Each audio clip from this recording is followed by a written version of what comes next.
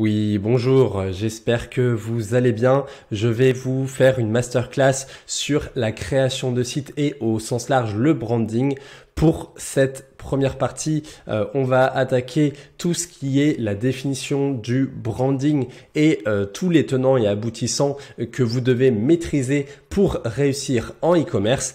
Avant ça, je me permets une rapide introduction. Qui suis-je? Alors moi, c'est Pascal Dégu. Ça fait depuis 5 ans que je suis en freelance maintenant. J'ai intervenu en tant qu'expert en graphisme, en image de marque et également j'ai été consultant en e-commerce et Shopify. J'ai accompagné plusieurs clients. Je les ai aidés à créer leur boutique, que ce soit des monoproduits, des multiproduits. J'ai également accompagné des entreprises bien établis et donc je les ai améliorés à faire leur refonte de site. Je divulgue également des conseils gratuits sur ma chaîne YouTube et sur mon site internet si vous souhaitez aller voir. Donc aujourd'hui, on va se demander finalement c'est quoi le branding. Donc le branding, en fait, ça vient du mot brand en anglais qui signifie marque. Et du coup, le branding, c'est tout simplement le fait de gérer votre propre image de marque. Finalement, c'est toutes les stratégies qui vont vous permettre d'établir clairement votre message auprès de votre clientèle type et du coup tout simplement ça va être un levier extrêmement puissant, c'est ce qu'on va voir après. Donc là voilà, je vous ai mis évidemment juste à côté une petite image avec les différents logos qui sont utilisés par les marques.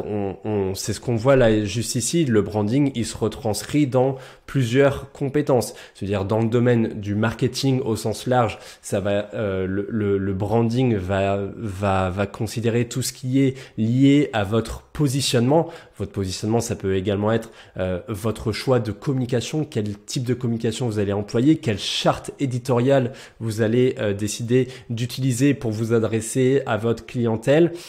Ça peut également être lié du coup également au copywriting. Alors le copywriting, à ne pas, je l'écris W-R-I-T-I-N-G et non pas R-I-G-H-T comme on peut comme vous avez peut-être entendu ce mot. Le copywriting, c'est vraiment la rédaction de textes persuasifs, de textes même publicitaires qui va être destiné à vos clients, qui va se retrouver sur vos pages de vente. Et donc voilà, c'est tout ça qu'aujourd'hui on retrouve dans le domaine du branding appliqué au domaine du marketing.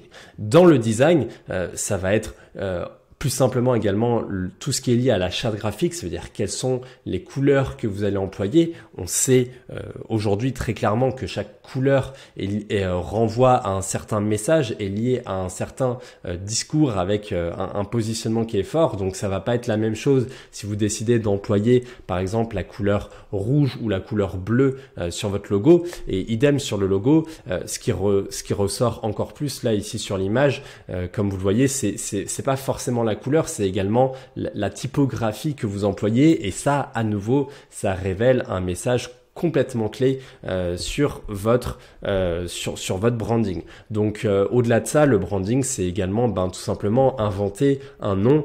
Quel est le nom que vous allez tout simplement employer pour vous adresser à votre clientèle? Quelle est l'histoire que vous souhaitez véhiculer derrière? Et on voit que des fois il y a des noms qui se paraissent tout simples, comme par exemple Microsoft ou Windows qui signifie fenêtre en anglais.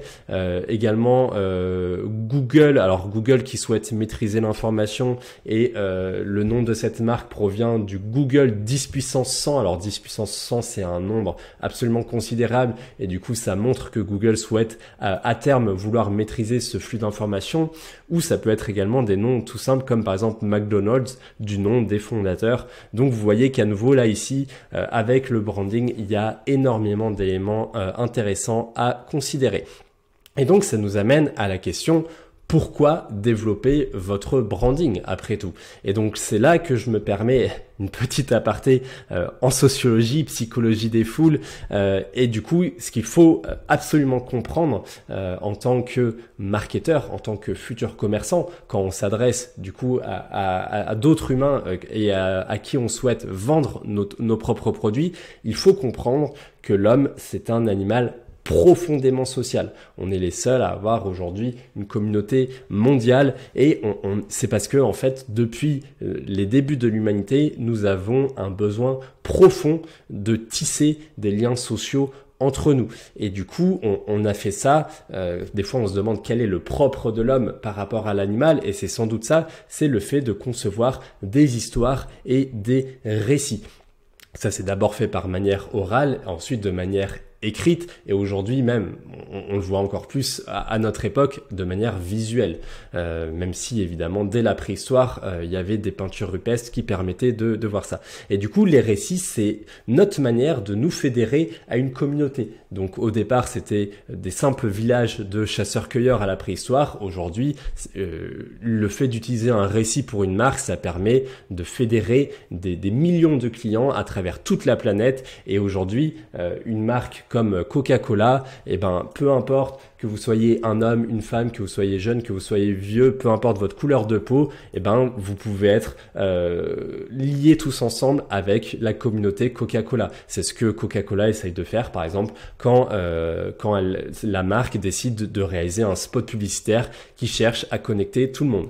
Et du coup, voilà, les récits, l'homme a beaucoup de constructions sociales, notamment les pays. Les pays, géologiquement parlant, il n'y a pas forcément de limites, mais nous, on a une construction via des frontières qui nous permet de définir un pays qui fait qu'on est tous liés à un passé historique, notamment la France. On a tous cette histoire de la Révolution française qui est ancrée en nous. Il y a évidemment des religions, les religions qui transcendent les pays. Ça s'est vu avec la religion chrétienne et également le monde musulman qui avait eu un énorme essor, et même l'argent, puisque évidemment avec le pouvoir monétaire de l'argent, on voit qu'aujourd'hui le dollar c'est la monnaie la plus puissante du monde, c'est une monnaie qui régit le monde. Et aujourd'hui, si vous avez $1 en poche, mais que vous vous retrouvez perdu au fin fond du Vietnam, par exemple, vous êtes sûr que avec $1 en poche, vous pouvez finalement vous acheter une baguette de pain ou un morceau de quoi manger, puisque finalement cet argent est utilisé partout et il y a une confiance énorme dans ce simple bout de papier sur lequel il y a écrit $1 dessus. Donc vous voyez qu'aujourd'hui, avec cet aparté, j'espère que vous avez compris que derrière le branding, il y a vraiment un besoin psychologique de l'être humain de créer des histoires.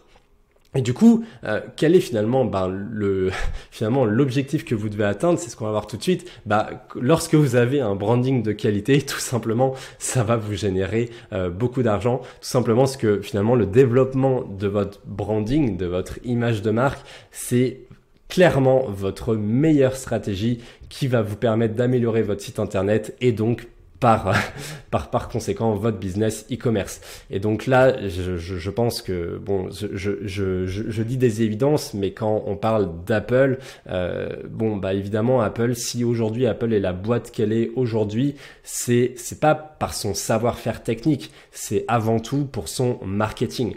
Apple, ça a été la boîte de Steve Jobs, qui était clairement l'un des meilleurs marketeurs du monde, qui savait comment vendre une histoire. Quand Apple a créé l'iPod, ils ont pas dit oui, là vous avez un appareil qui a 30 gigaoctets, ça va être super. Non, ils ont dit 1000 musiques dans votre poche. Et c'est ça qui, à nouveau, grâce au discours marketing, vous pouvez vraiment vous connecter à votre audience. Et là, même si Apple était une société qui, à l'époque, faisait l'informatique quand l'informatique n'était pas encore dans tous les foyers, Apple savait s'adresser à sa clientèle, et c'est comme ça qu'Apple a introduit l'ordinateur familial dans tous les foyers américains et ensuite du monde. Donc, et aujourd'hui, Apple, on connaît cette marque plus facilement avec l'iPhone.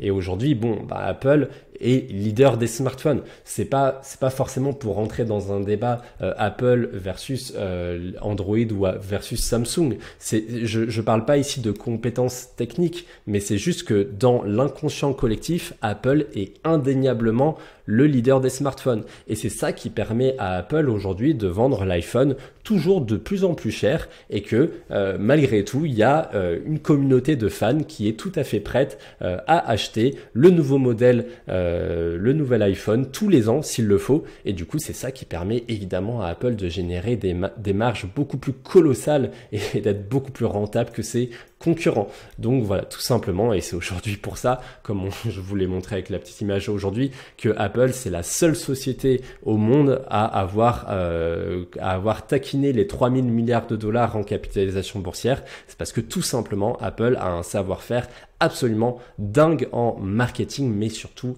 en branding. Donc évidemment, vous à votre échelle, vous ne deviendrez probablement pas Apple, mais c'est tout le bien que je peux vous souhaiter, d'essayer de retenir les leçons d'Apple et d'essayer de vous approcher de ce résultat pour tout simplement arriver à cartonner avec votre site e-commerce. Et du coup là, je vais vous présenter également un autre exemple de branding qui est du coup tout simplement Red Bull. Et là, je vous ai mis un texte, on va le lire ensemble. Du coup, la marque Red Bull va appuyer son récit sur l'idée que Red Bull est une boisson transgressive. Donc elle laisse même se propager sans trop les démentir les légendes urbaines concernant la provenance de la taurine, substance centrale dans la composition de la boisson. Je me souviens moi quand j'étais plus jeune qu'effectivement on nous disait la taurine c'est du sperme de taureau, ça va c'est super dangereux, si tu bois de cette boisson tu vas avoir de l'énergie pendant plusieurs heures, et du coup on sait pas trop à quoi s'attendre avec cette boisson, ça suscite de la curiosité et c'est ça qui fait qu'on a envie de tester finalement et de boire la première fois du Red Bull. Donc voilà, je reprends la citation. Partant de cette idée, Red Bull va axer sa communication en sponsorisant les sports extrêmes, mais pas d'une façon classique. Et donc là, c'est ce qu'on voit avec les images ici, et c'est tout le génie du créateur de Red Bull. Diedrich Mateschitz maîtrise particulièrement bien ses cibles. En fustigeant l'académisme des grands sports, comme le football par exemple, il favorise les petits. Il est beaucoup moins cher de créer ou de sponsoriser une compétition de plongeon extrême que des sports plus classiques tels que le tennis ou le football par exemple. Et donc là, c'est ce qu'on voit, c'est ce qu'ils font exactement.